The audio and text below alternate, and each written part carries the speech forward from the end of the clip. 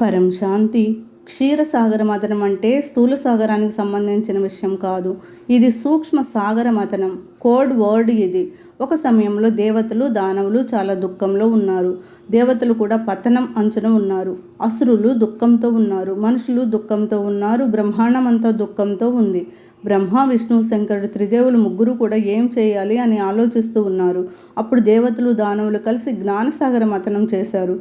ప్రపంచంలో ఇంత దుఃఖం పెరిగిపోయింది, ఇప్పుడు ఏం చేయాలి అని ఆలోచిస్తూ ఉన్నారు.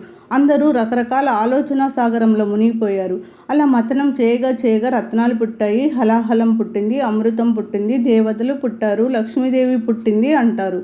కానీ ముందే విష్ణువు యొక్క హృదయం నుండి లక్ష్మీదేవి సృష్టి జరిగింది.